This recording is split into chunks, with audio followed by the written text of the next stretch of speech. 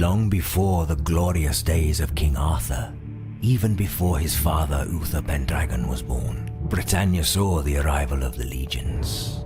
In the name of the Roman emperors, they invaded the south, then set out to conquer the whole land. At the northernmost point of their conquest, where they met the savage Picts, they halted and founded the giant fort of Eboracum. Eboracum grew and became the capital of the northern provinces. But the Romans who came here never felt at ease. They feared Britannia, the wizards, and the gods in the woods. They knew that something ancient was slumbering beyond Eboracum up in the north. So the Roman Emperor Hadrian decided to build a wall to protect his land. Legends speak of Hadrian's wits and his mastery in the arcane, but some say he had help from a young wizard called Merlin.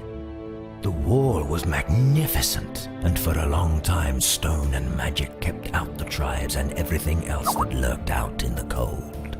Then, times changed. When the fabled Ninth Legion disappeared beyond the wall, it was the turn of the tide. The Romans slowly withdrew from Britannia. But 5 noble families decided to stay in Eboracum. They succumbed to decadence and fought over the remnants of their former glory, until a young monarch in the south, a Briton called Arthur, changed everything. The flames of magic flared up again, and a new age of wonders began. The noble families realized that it was the time they had been waiting for. While King Arthur was uniting the south, they were busy squabbling over their possible leader.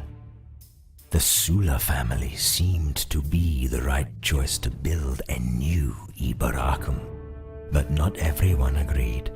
The family's enemies were merely waiting for the right moment to deal with the Sullas and their heir, the valiant Septimus.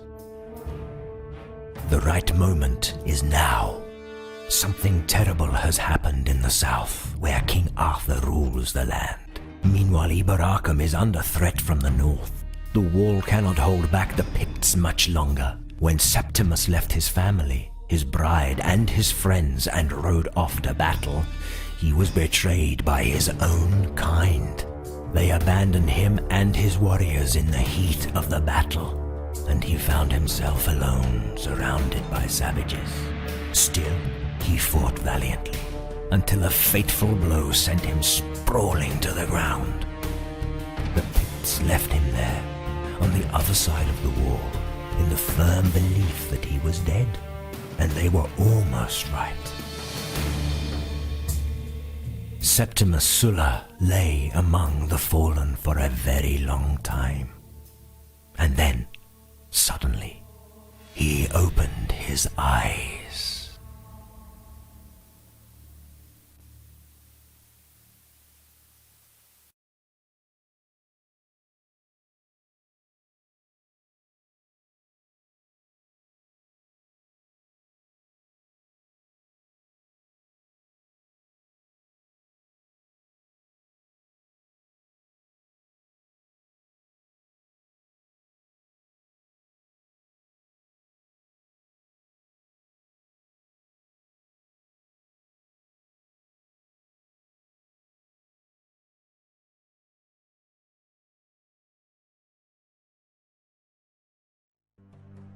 When you open your eyes, you can't decide.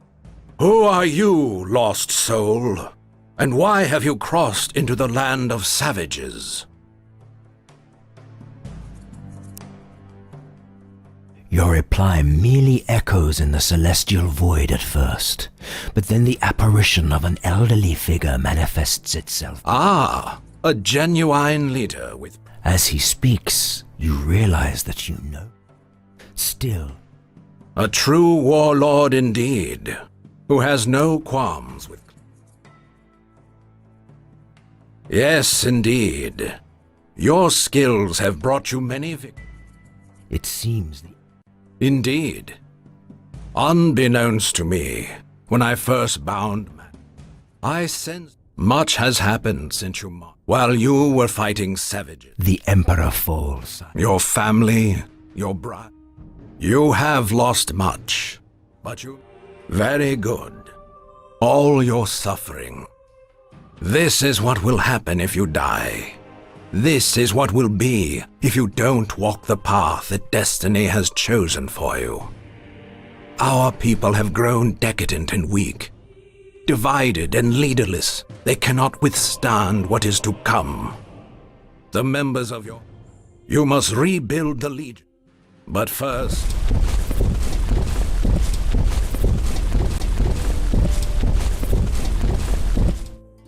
on your way home, you meet an army of Roman soldiers headed towards the heart of the Sulla estate.